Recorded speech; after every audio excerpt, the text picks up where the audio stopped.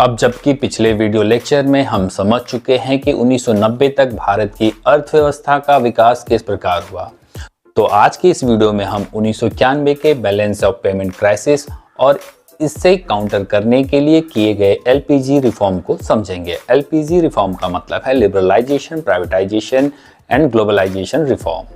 तो आइए वीडियो को शुरू करते हैं और सबसे पहले समझते हैं कि बैलेंस ऑफ पेमेंट क्राइसिस यानी कि भुगतान संतुलन संकट क्या था। जैसा कि आपको पता है कि इंटरनेशनल ट्रेड डॉलर में होता है। ऐसे में जब भारत को कोई भी गुड्स या सर्विस इंपोर्ट करनी होगी तो पहले रुपए को एक्सचेंज रेट के हिसाब से डॉलर में कन्वर्ट करना होगा, फिर पेमेंट करनी होगी। बट वाइस वर्सा देखें तो जब कोई कंट्री एक्सपोर्ट करती है तो उसे डॉलर में पेमेंट रिसीव होती है, जिससे फॉरेक्स रिजर्व का क्रिएशन होता है। वैसे फॉरेक्स रिजर्व में डॉलर के अलावा गोल्ड, एसडीआर यानी कि special drawing rights, reserve trench position आदि भी आते हैं, यानी कि इन्हें भी काउंट किया जाता है, मगर इसे आप फ्यूचर क्लासेस में समझिएगा। फिलहाल बस आप नाम जानते रहिए कि फॉरेक्स रिजर्व में किन किन चीज़ों को काउंट किया जाता है। पर क्या हो जब आपके पास संसार के अन्य देशों से इंपोर्ट करने के लिए फॉरेक्स रिजर्व ही ना हो? ऐसे में अति आवश्यक वस्तुओं के बिना देश को चलाना मुश्किल हो जाएगा। उदाहरण ले तो हम अपनी एनर्जी नीड को फुलफिल करने के लिए खाड़ी देशों यानी कि गल्फ कंट्रीज से या फिर अन्य देशों से कच्चा तेल खरीदते हैं, जिसके दम पर ट्रांसपोर्ट, मशीनरी और अन्य आवश्यकताओं की पूर्ति की जाती है, जिससे इकोनॉमिक एक्टिविटी चलती रहती है। पर फॉरेक्स रिजर्व के अभाव में भारत केवल अगले 15 दिनों तक आवश्यक गुड्स एंड सर्विसेज को इंपोर्ट करने की क्षमता रखता था, और ये बात 1991 के बैलेंस ऑफ पेमेंट क्राइसिस की है। थोड़ा और डिटेल में जाएं तो किसी भी देश की इकोनॉमी में बैलेंस ऑफ पेमेंट के दो कंपोनेंट होते हैं, जैसे करेंट अकाउंट और कैपिटल अकाउंट के नाम से जाना जाता है। करेंट अकाउंट एक रिकॉर्ड है जो कि गुड्स एंड सर्विसेज के इंपोर्ट और एक्सपोर्ट की वैल्यू को एंट्री करता है, साथ ही इंटरनेशनल ट्रांसफर ऑफ कैपिटल की भी एंट्री करता है। बेसिकली करेंट अकाउंट में 4 कंपोनेंट को कैलकुलेट किया जाता है, जो हैं goods, services, income and current transfer.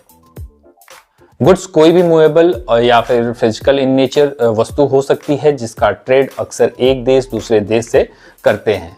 मान लीजिए कोई गुड्स है जिसकी ओनरशिप लोकल कंट्री से एक फॉरेन कंट्री को ट्रांसफर करने के लिए अगर कोई ट्रांजैक्शन होता है तो एक देश के लिए एक्सपोर्ट होगा और दूसरे देश के लिए इंपोर्ट होगा।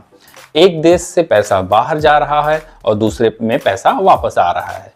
एक देश क्रेडिट में यानी कि प्लस साइन के साथ अपने अकाउंट में एंट्री करेगा और दूसरा डेबिट यानी कि माइनस साइन के साथ एंट्री करेगा।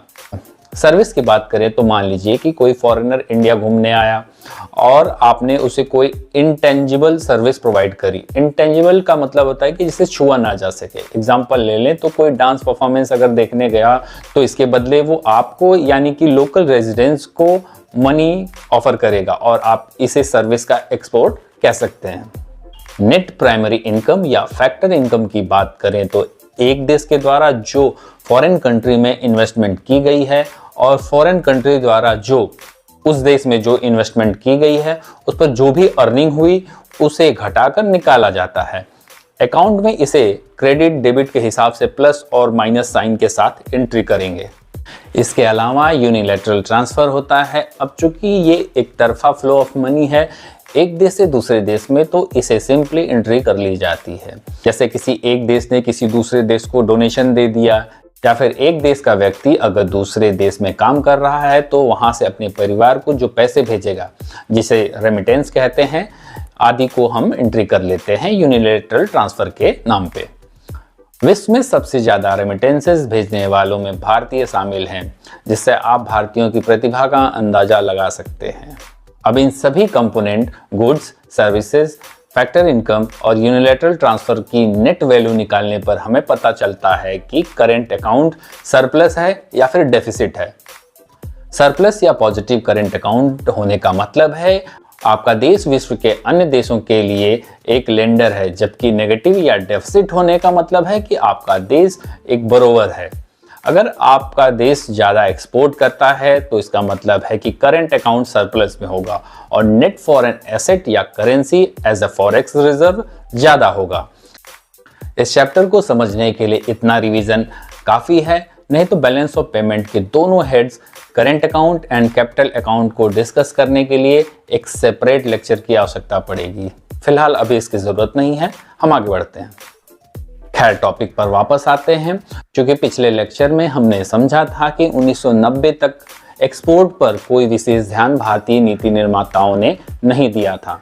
सोशलिस्ट लीनिंग मिक्स्ड इकोनॉमी के कारण जरूरत से ज़्यादा रेगुलेशन हुआ, मतलब ओवर रेगुलेशन हो गया।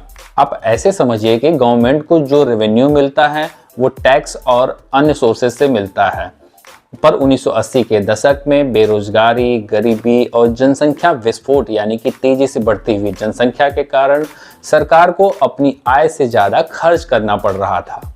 मतलब आमदनी अठन्नी खर्चा रुपया। गवर्नमेंट जो प्रोग्राम बनाए हुए थी, कुछ से तो कोई रिटर्न नहीं मिलता था और कुछ से इतने लंबे समय के बाद रिटर्न मिलता था कि फौरी तौर पर कोई फायदा नहीं हो पाता था।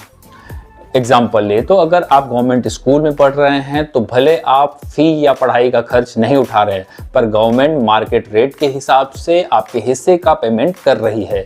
एक तरीके का आप इसे इन्वेस्टमेंट समझ लीजिए, पर इसका फायदा देश को तब मिलेगा जब आप अच्छे से पढ़ाई करके अपने आप को 20-25 सालों में एक स्किलफुल पर्सन यानी कि एक ह्यूमन रिसोर्स के रूप में डेवलप कर लेंगे। इसलिए स्कूल जाकर अच्छे से पढ़ाई किया करो, देश को आगे ले जाना है तो करना पड़ेगा। पब्लिक सेक्टर अंडरटेकिंग से उतनी आमदनी गवर्नमेंट को नहीं हो रही थी। अब ऐसे में एक गलत नीति ये हो गई कि विदेशों या इंटरनेशनल ऑर्गेनाइजेशन से मिलने वाले उधार को भी हम कंज्यूमर हेड्स में खर्च करने लगे। कंज्यूमर हेड्स का मतलब है कि समझिए कि हेल्थ या एजुकेशन, सैलरी, पेंशन आदि पे खर्च करने लगे। एक्सपोर्ट भी अच्छा नहीं था कि फॉरेन करेंसी हमें मिले। 1980 के दशक तक तो जो डेफिसिट था वो कर्ज लेकर के पूरा किए जाने की जो लिमिट थी उससे बाहर चला गया। ट्रेड बैलेंस यानी कि इंपोर्ट और एक्सपोर्ट में अंतर बहुत ज़्यादा हो गया।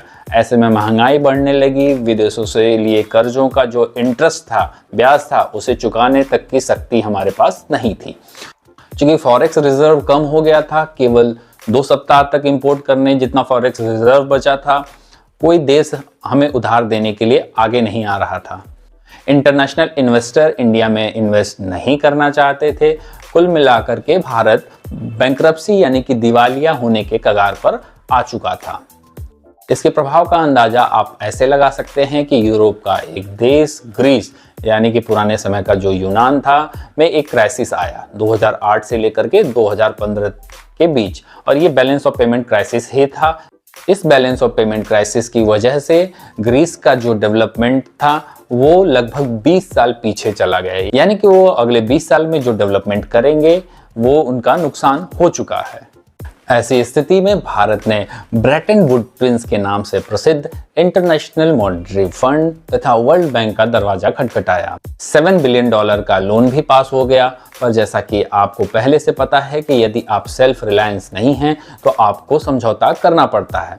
यहाँ भी कुछ ऐसा ही हुआ। कई शर्तें लगाई गई जिन्हें भारत को अंततः मानना पड़ा अपने भुगतान संतुलन के खतरे से निपटने के लिए। इन शर्तों के बारे में एक एक कर हम डिस्कस करते हैं, पर उससे पहले एक नज़र हम इंटरनेशनल मॉनेटरी फंड और वर्ल्ड बैंक पर डाल लेते हैं। इन दोनों संस्थाओं को 1944 में ब्रेटन वुड एग्रीमेंट के द्वारा बनाया गया। ब्रेटन वुड एक जगह का नाम है, अमेरिका में है ये, जिसके नाम पर इन संस्थानों को ब्रेटन वुड ट्विंस कहा जाता है। वर्ल्ड बैंक के नाम से जानी जाने वाली संस्था बेसिकली एक ग्रुप है कुछ इंस्टीट्यूशन का, जिनमें शामिल है international bank for reconstruction and development यानी कि IBRD, इंटरनेशनल डेवलपमेंट एसोसिएशन यानी कि IDA, international finance corporation IFC, multilateral investment guarantee agency यानी कि MIGA और international centre for settlement of investment disputes. IMF और वर्ल्ड बैंक के बीच डिफरेंसेस को और वर्किंग के डिफरेंसेस को स्क्रीन पर दिखाया गया है, इसे आप पॉज करके थोड़ी देर जरूर रीड कर लें। IMF और वर्ल्ड बैंक के द्वारा लगाई गई शर्तों में लिबरलाइजेशन, प्राइवेटाइजेशन और ग्लोबलाइजेशन को शामिल किया गया। भारत ने शर्तें मान ली और 1991 में एक नई इकोनॉमिक पॉलिसी लेकर आए। उस समय भारत के फाइनेंस मिनिस्टर के रूप में एक eminent economist doctor Manmohan Singh को बनाया गया, जो आगे चल के भारत के प्रधानमंत्री भी बने। इनके अलावा PV नरसिम्हा राव, जो 1991 में भारत के प्रधानमंत्री थे, इन दोनों महान लोगों की जोड़ी ने एलपीजी रिफॉर्म को सबकी सहमति लेकर प्रभावशाली तरीके से इम्प्लीमेंट किया और देश को एक बड़े संकट से उबारने में सफल रहे। न्यू इकोनॉमिक पॉलिसी में किए जाने वाले सुधारों को दो सब कैटेगरी में डिवाइड कर दिया गया। पहला था स्टेबलाइजेशन मेजर्स, जिसके अंतर्गत कुछ शॉर्ट टर्म उपाय किए गए जिससे कि बैलेंस ऑफ पेमेंट को काउंटर किया जा सके। जिन कमियों के कारण इन्फ्लेशन यानी कि मुद्रास्फीति कंट्रोल में नहीं थी, उन्हें दूर किया गया ताकि महंगाई कम हो जाए और सीधे शब्दों में कहें तो सफिशिएंट अमाउंट में फॉरेक्स रिजर्व को बनाए रखना आदि कुछ उपाय किए गए। दूसरा था स्ट्रक्चरल रिफॉर्म, जिसमें मुख्य रूप से आता है एलपीजी रिफॉर्म। अब जैसा नाम है कि स्ट्रक्चरल रिफॉर्म है, इन रिफॉर्म ने भारत की जो इकोनॉमी है उसका स्ट्रक्चर ही बदल दिया। स्ट्रक्चरल रिफॉर्म का पहला भाग था लिबरलाइजेशन यानी कि उदारीकरण। अब जैसे कि हमने पिछले चैप्टर में ये समझा है कि लाइसेंस राज था, रेड टेपिज्म था, करप्शन बढ़ा हुआ था, ओवर रेगुलेशन था अर्थव्यवस्था के कई सेक्टर में, जिसके कारण ग्रोथ और डेवलपमेंट बाधित होने लगा। उदारीकरण इन्हीं प्रतिबंधों को कम करते हुए सुधारवादी नीतियों को लागू करता था। अब ये रिफॉर्म काफ़ी कॉम्प्रहेंसिव यानी कि व्यापक थे, जिससे समझने के लिए हमें इकोनॉमी के कुछ सेक्टर्स का रिव्यू करना पड़ेगा। तो आइए करते हैं। सबसे पहले बात करते हैं इंडस्ट्रियल सेक्टर के डीरेगुलेशन की, क्योंकि 1991 से पहले अगर आप एक एंटरप्रेन्योर हैं और कोई फर्म स्टैब्लिश करना चाहते हैं या फिर बंद करना चाहते हैं, उत्पादन को घटाना बढ़ाना चाहते हैं, तो किसी न किसी गवर्नमेंट ऑफिशियल से परमिशन लेनी पड़ती थी। कई इंडस्ट्रीज में तो आप यानी कि एक प्राइवेट एंटरप्रेन्योर एंट्री भी नहीं कर सकता था। कुछ तो स्मॉल इंडस्ट्री के लिए रिजर्व रखे गए थे। कुल मिलाकर के एक नया बिजनेस चालू करने से पहले आपको एक कंट्रोल इन्वायरमेंट से गुजरना पड़ता था। बट 1991 के बाद कई रेस्ट्रिक्शंस को ग्रेजुअली हटा लिया गया। Alcohol, cigarette, hazards chemical, industrial explosive, electronics, aviation जैसे 6 प्रोडक्ट कैटेगरी को छोड़ करके बाकी के उद्योगों में लाइसेंस लेने की समस्या खत्म कर दी गई, यानी कि इनके अलावा और किसी भी प्रोडक्ट के प्रोडक्शन के लिए आपको लाइसेंस लेने की जरूरत नहीं थी। पब्लिक सेक्टर के लिए रिजर्व उद्योगों में भी कमी आई।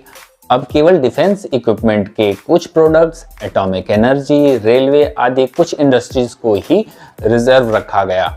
स्मॉल इंडस्ट्रीज के लिए रिजर्व प्रोडक्ट्स को भी डी रिजर्व कर दिया गया।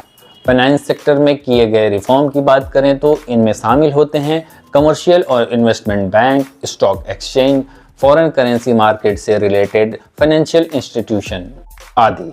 भारत में फाइनेंशियल सेक्टर के रेगुलेशन का काम करती है आरबीआई, यानी कि एक सेंट्रल बैंक बन करके नियम बनाती थी। यही तय करती थी कि कोई बैंक कितनी करेंसी डिपॉजिट रख सकता है, उस डिपॉजिट पर कितना ब्याज दिया जाएगा, लोन के लिए क्या ब्याज होंगे, इस तरीके के काम आरबीआई करती है। फाइनेंशियल सेक्टर में रिफॉर्म का उद्देश्य था कि आरबीआई को रेगुलेटर की भूमिका से हटा करके एक असिस्टेंस यानी कि सहायक की भूमिका में लाया जाए। सीधे शब्दों में डी रेगुलेशन की जो प्रक्रिया थी, जहां फाइनेंशियल सेक्टर कई ऐसे डिसीजन खुद ले सके जिनमें पहले आरबीआई की अनुमति लेनी पड़ती थी। ऐसी स्थिति में नरसिम्हन कमेटी का गठन किया जाता है। यह नाम आप ध्यान में रखिएगा, क्योंकि आज जो भी बैंकिंग का सिस्टम आप देखते हैं उसमें इस कमेटी का बहुत बड़ा योगदान है, क्योंकि इस कमेटी के द्वारा जो किए गए सुधार थे वो इतने प्रभावशाली थे कि जो इस कमेटी के अध्यक्ष थे नरसिम्हन जी, उन्हें भारतीय बैंकिंग रिफॉर्म के फादर के रूप में जाना जाने लगा। नरसिम्हन जी की अध्यक्षता में 2 बार 1991, 1998 में बैंकिंग रिफॉर्म की कमेटियां बनाई गई। कई महत्वपूर्ण सुधार भी भारतीय बैंकिंग व्यवस्था में किए गए। नरसिम्हन समिति के सुझाव पर फॉरेन प्राइवेट बैंक्स को भी भारतीय बाजारों में एंट्री मिली। बैंक्स के कैपिटल में 74% की फॉरेन डायरेक्ट इन्वेस्टमेंट की परमिशन मिली। कुछ शर्तें पूरी करके बैंक बिना अनुमति के नई शाखा यानी कि ब्रांचेस खोल सकते थे, पुरानी ब्रांचेस में भी फेरबदल कर सकते थे। साधारण शब्दों में बैंक अब देश के बाहर से भी रिसोर्स को कलेक्ट कर सकते थे। पर एक मुख्य बात बैंकिंग में ये होती है कि बैंक के पास अपना पैसा नहीं होता, वो डिपॉजिटर्स के पैसे पर ही अपना बिजनेस रन करती है। ऐसे में डिपॉजिटर के इंटरेस्ट को सिक्योर करने के लिए आरबीआई के पास कुछ रेगुलेशन की पावर बनी रही। इसके अलावा भी नेशनल इंटरेस्ट के मुद्दे पर भी आरबीआई कंट्रोलिंग अथॉरिटी का काम करती है।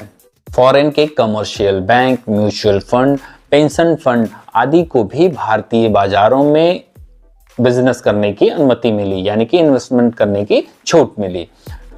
अगर टैक्स रिफॉर्म की बात करें तो ये डील करता है टैक्स के कलेक्शन और उस कलेक्टेड टैक्स के किस प्रकार से पब्लिक एक्सपेंडिचर के रूप में इस्तेमाल किया जाए। इससे रिलेटेड जो पॉलिसी है, डिस्ट्रीब्यूशन की पॉलिसी है, उसके बारे में ये डील करता है।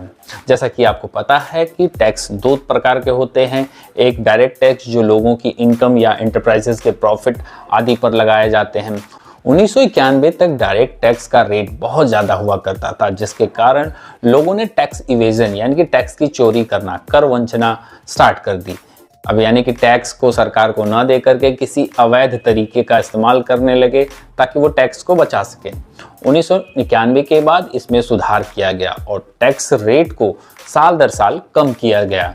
अब इसके पीछे ये समझ काम करती है कि अगर लोगों को ज़्यादा टैक्स नहीं देना होगा तो उनकी सेविंग बढ़ेगी, जिन्हें वो मार्केट में खर्च करेंगे और खर्च करेंगे तो डिमांड क्रिएट होगी और इकॉनमी अच्छा परफॉर्म करेगी। एक और फ़ायदा, जब हाई टैक्स रेट ना हो तो लोगों को वॉलंटरी अपनी इनकम बताने में भी कोई संकोच नहीं होता, वो टैक्स आसानी से जमा कर देते हैं क्योंकि टैक्स इतना ज़्यादा नहीं होता। इकॉनमी में अब ये एक स्टेबलाइज्ड फैक्ट है कि टैक्स बेस ज़्यादा होना चाहिए जबकि टैक्स रेट कम होना चाहिए। मतलब ज़्यादा लोग मिल करके थोड़ा थोड़ा टैक्स दें, बजाय इसके कि कम लोगों पर ज़्यादा हाई रेट का टैक्स लगाया जाए। इनडायरेक्ट टैक्स रेजिम में भी सुधार किए गए। ये अलग बात है कि जीएसटी यानी कि गुड्स एंड सर्विसेज टैक्स को आने और लागू होने में जुलाई 2017 तक का समय लगा। जीएसटी के आने से one product one nation one tax की जो धारणा थी उसको बल मिला और टैक्स को जमा करने के तरीकों को आसान बनाने, विवाद से विश्वास की ओर की जो फिलॉसफी पर काम करते हुए करदाताओं को सुविधा दे करके ज़्यादा से ज़्यादा टैक्स जमा करने के लिए प्रोत्साहित किया गया। फॉरेन एक्सचेंज मार्केट में सुधार करते हुए इंडियन करेंसी को डिवैल्यूएट किया गया, जिससे इंपोर्ट महंगा और एक्सपोर्ट सस्ता हो गया, जिससे विदेशी मुद्रा का देश के बाहर जाना कम हुआ और एक्सपोर्ट बढ़ने से विदेशी मुद्रा देश में ज़्यादा आने लगी। एग्जाम्पल से समझिए कि अगर $1 के बराबर अगर 50 रुपए हो तो अमेरिका का कोई व्यापारी भारत से कोई पेन जिसका मूल्य $1 हो तो $1 में 50 पेन खरीद पाएगा। मगर डिवैल्यूएशन के बाद $1 बराबर 100 रुपए हो गए तो वही व्यापारी $1 में 100 पेन अब खरीद पाएगा। इस तरीके से एक्सपोर्ट बढ़ जाएगा क्योंकि वो उसे ज़्यादा पेन मिल रहे हैं पहले की तुलना में, तो वो भारत से खरीदना भी चाहेगा। फॉरेन एक्सचेंज मार्केट में रुपए की वैल्यू को सरकारी नियंत्रण से मुक्त किया गया है। डिमांड और सप्लाई के बेस पर रुपए की वैल्यू को डिसाइड किया जाए, इस ओर कदम बढ़ाया गया। बेसिकली 3 तरीके के फॉरेन एक्सचेंज रेट का रेजिम पूरे विश्व में अपनाया जाता है। पहला है फिक्स्ड एक्सचेंज रेट सिस्टम, जिसे पेग्ड सिस्टम भी कहते हैं। यहाँ गवर्नमेंट ज़्यादा इंटरफेयर करती है यानी कि कंट्रोल रखती है। दूसरा है फ्लेक्सिबल एक्सचेंज रेट, जिसमें किसी देश की करेंसी दूसरे देश की करेंसी की तुलना में बाजार में उसकी उपलब्धता के आधार पर निर्धारण होता है।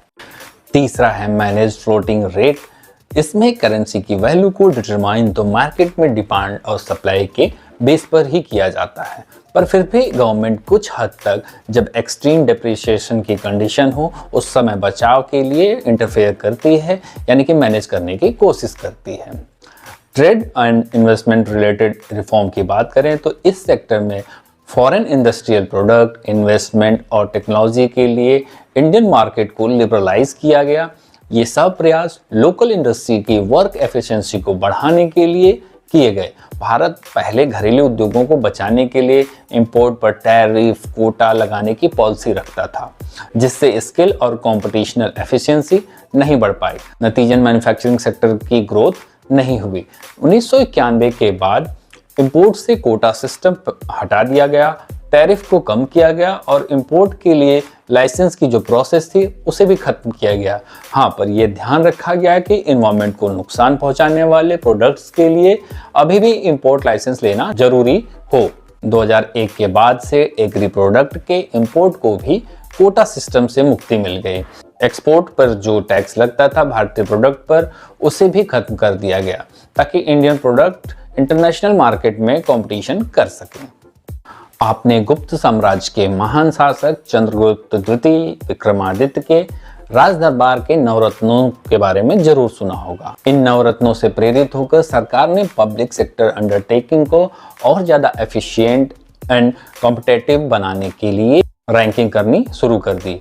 अगर कोई पब्लिक सेक्टर अंडरटेकिंग यानी कि पीएसयू सरकार द्वारा तय की गई शर्तों को पूरा करता है तो उसे महारत्न, नवरत्न और मिनी रत्न की कैटेगरी में बांट दिया जाता है और ऐसा करने के बाद बिजनेस में कुछ छूट दी जाती है उनकी परफॉर्मेंस के आधार पर। बेसिकली पहले की तुलना में ज़्यादा ऑटोनॉमी मिली, जिससे विदेशों में भी पब्लिक सेक्टर अंडरटेकिंग को पहचान मिलने लगी। एग्जाम्पल के लिए आपने ओएनजीसी विदेश, गेल, सेल आदि कई पब्लिक सेक्टर अंडरटेकिंग का नाम सुना होगा जो विदेशों में भी अच्छा परफॉर्मेंस करते हैं।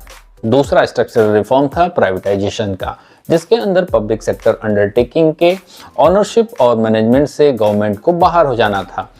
याद करिए पिछले लेक्चर का वो कोड जब हमने डिस्कस किया था, government has no business to be in business, और ऐसा सरकार ने पीएसयू के शेयर को, इक्विटी को बेचकर यानी कि डिसइन्वेस्टमेंट की पॉलिसीज को अपना करके किया।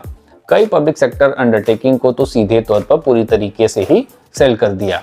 ऐसा समझा गया कि इस कदम से फाइनेंशियल डिसिप्लिन आएगा, मॉडर्नाइजेशन होगा, प्राइवेट इन्वेस्टमेंट के कारण मैनेजमेंट में प्रोफेशनल्स आएंगे और जिससे मैनेजमेंट में एफिशिएंसी भी बढ़ जाएगी। प्राइवेटाइजेशन यानी कि निजीकरण से फॉरेन डायरेक्ट इन्वेस्टमेंट में बूम आया और विदेशी निवेशकों का भरोसा बढ़ गया। पीएसयू को पहले से ज़्यादा ऑटोनॉमी मिलने लगी।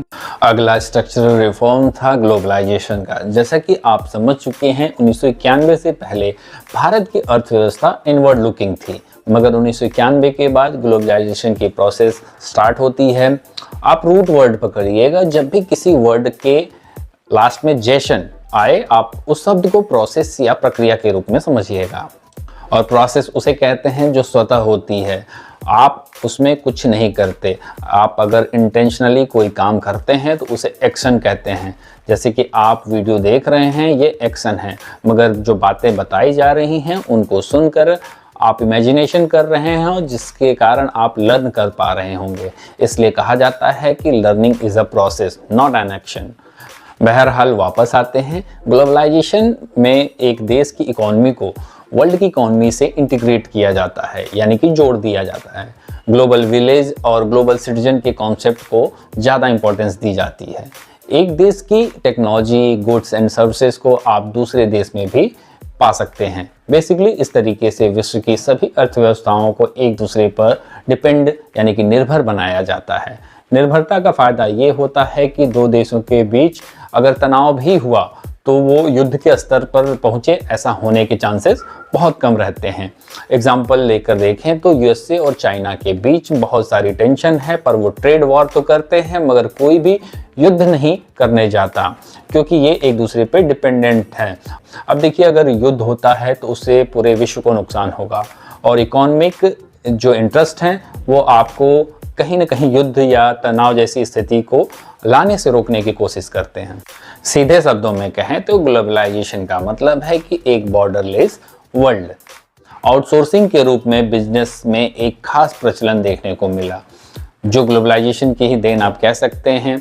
एग्जाम्पल लें तो आपने कॉल सेंटर का नाम सुन रखा होगा। बेंगलोर, नोएडा आदि कई जगहों पर आप इनके ऑफिसेस को पा सकते हैं और वे कई विदेशी प्रोडक्ट्स के लिए सर्विस देते हैं।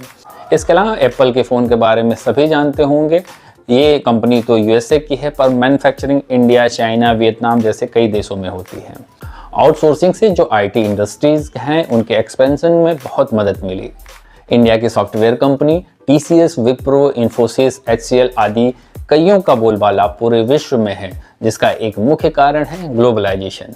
हालांकि इंटरनेट और उससे जुड़ी सेवाओं ने इस प्रक्रिया को और ज़्यादा बढ़ाया। पूरे संसार में ऑप्टिकल केबल का एक जाल बिछाया गया और संसार को करीब ला दिया गया। खैर, आप इसे डिजिटलाइजेशन की प्रक्रिया में भी मेंशन कर सकते हैं, पर कहने का मतलब है कि ग्लोबलाइजेशन में इससे मदद मिली। भारत में लेबर सस्ता है और स्किल्ड भी है, इसलिए भारत को एलपीजी रिफॉर्म का फ़ायदा ज़्यादा मिला। पर एक बात समझिए कि ग्लोबलाइजेशन के लिए आगे बढ़ने पर इंटरनेशनल ट्रेड को रेगुलेट करना भी जरूरी है। ऐसे में स्थापना होती है WTO की 1995 में। हालांकि 1947 से general agreement on trade and tariff के नाम से एक एग्रीमेंट 23 देशों ने मिलकर किया था, जिसे 1995 में WTO के रूप में एक्सपेंड कर दिया गया। WTO का मतलब है world trade organisation. WTO world trade में सभी देशों को इक्वल अपॉर्चुनिटी मिले, ट्रेड को प्रमोट करना, बायलैटरल और मल्टीलैटरल ट्रेड को बढ़ावा देना, मेंबर कंट्रीज के ट्रेड टैरिफ और कोटा को खत्म करके हर मार्केट सभी के लिए उपलब्ध हो आदि कुछ महत्वपूर्ण कार्य करती है। भारत ने एक जिम्मेदार सदस्य के रूप में नियमों के निर्माण से लेकर लागू करने तक में महत्वपूर्ण भूमिका निभाई है। साथ ही कई टैरिफ और कोटा आदि को कम कर भारतीय बाजारों के लिए लिबरल अप्रोच भी दिखाई है। इसके बाद भी डेवलप और डेवलपिंग कंट्रीज के बीच कई मुद्दों पर सहमति नहीं हो पाई है, जैसे कि एग्रीकल्चर सब्सिडी के मुद्दे पर कोई हल नहीं निकला है। अभी तक मामला पीस क्लॉज के आधार पर विचाराधीन रखा गया है। डेवलप्ड कंट्री चाहती हैं कि डेवलपिंग कंट्री अपने बाजारों को विकसित देशों के लिए खोल दें, और इसके उलट डेवलप्ड कंट्री अपने बाजारों को डेवलपिंग कंट्रीज के लिए नहीं खोलना चाहती। कोई न कोई बहाना लगाकर डेवलपिंग कंट्रीज के प्रोडक्ट को अपने बाजारों में प्रवेश करने से रोक देते हैं। एक उदाहरण आप ले सकते हैं भारत के अल्फांसो मैंगो का, जिसे यूनाइटेड किंगडम ने बैन कर दिया और बहाना दिया कि फाइटोसैनिटरी मेजर्स के तहत इन्हें बैन किया गया। उनके हिसाब से मक्खियां और चीज़ें खराब हमारे यहाँ होती हैं। खैर, ऐसे में विकासशील देश खुद को छला हुआ महसूस करते हैं। आगे चलकर मैं एक डिटेल्ड वीडियो इस पे आपको बना दूंगा कि उन सभी सिचुएशंस को मेंशन करूंगा कि जिनमें WTO में क्या पीस क्लॉज का सिस्टम है, इन सब के हालातों को समझेंगे उसमें। चलिए, अभी तक तो हमने ये डिस्कस किया कि क्या रिफॉर्म्स आए। अब एक रिव्यू यानी कि एक समीक्षा करते हैं कि जो LPG रिफॉर्म आए उनके आने के बाद क्या सुधार हुए। अब जबकि सुधारों को आए लगभग 3 दशक यानी कि 30 साल हो चुके हैं, इन सुधारों की समीक्षा तो बनती है, पर आमतौर पर तो जो अर्थशास्त्री हैं इकोनॉमी की ग्रोथ को GDP के टर्म में नापते हैं।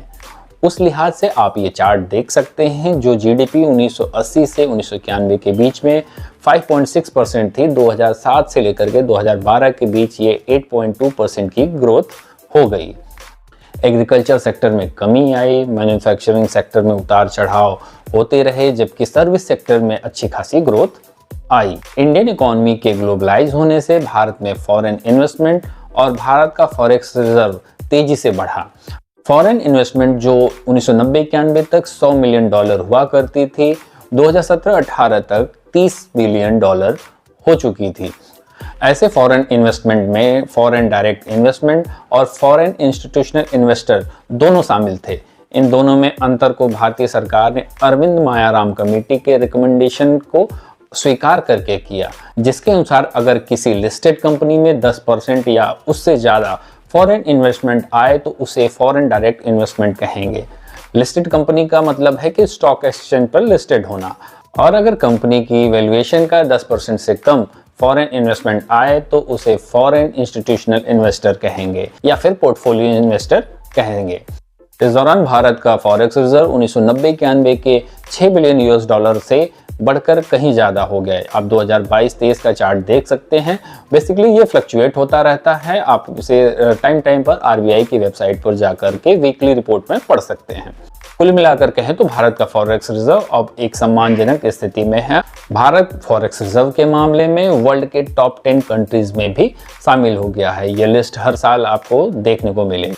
India vehicle, mechanical part, engineering products, IT products और अपैरल आदि कई उत्पादों के निर्यात में वर्ल्ड मार्केट में खुद को स्टेब्लिश कर पाया।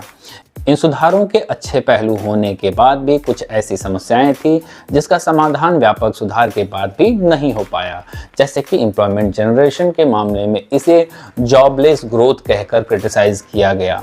इसके अलावा एग्रीकल्चर, इंडस्ट्री, इंफ्रास्ट्रक्चर, फैसिलिटी के डेवलपमेंट और फिस्कल मैनेजमेंट से संबंधित कई विफलताओं ने रिफॉर्म को क्रिटिसाइज करने का मौका दिया। अगर रिफॉर्म का लाभ एग्रीकल्चर सेक्टर को मिलता तो ग्रोथ रेट कम नहीं होती।